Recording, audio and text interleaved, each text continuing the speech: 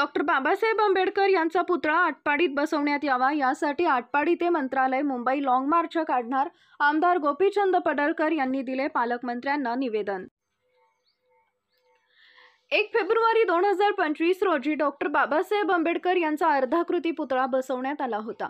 सदर पुतळा आटपाडी शहरातील सांगोला चौक इथं बसवला होता, तरी आटपाडी पोलिसांनी तो पुतळा दुसऱ्या दिवशी पहाटे 4च्या दरम्यान काढून तो कार्यकर्ते यांना अटक केली आहे।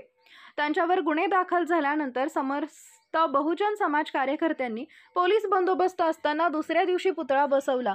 सदर पुतळा बसवल्यानंतर पोलीस निरीक्षक, तहसीलदार, प्रांत अधिकारी, उपविभागीय पोलीस अधिकारी, आटपाडी नगरपंचायत मुख्य अधिकारी, गट विकास अधिकारी, पंचायत समिती, उपअभियंता, PWD या सर्व प्रशासकीय अधिकारी यांनी मिळून तुम्हाला जिल्हा परिषदेच्या विभागाच्या आटपाडी शहरात बचत भवन इथं मैदान अंदाज 1 एकर जागा आहे, त्यातील काही जागा तुम्हाला पुतळा बनवण्यासाठी देतो असं म्हणून खोटं आश्वासन देऊन फसवणूक केली आहे असा आरोप केला।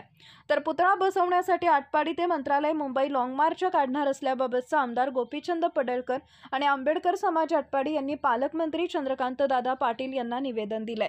यावेळी भाजपा अल्पसंख्याक प्रदेश सचिव फारुखभाई जमादार यांच्यासह पदाधिकारी, कार्यकर्ते उपस्थित होते।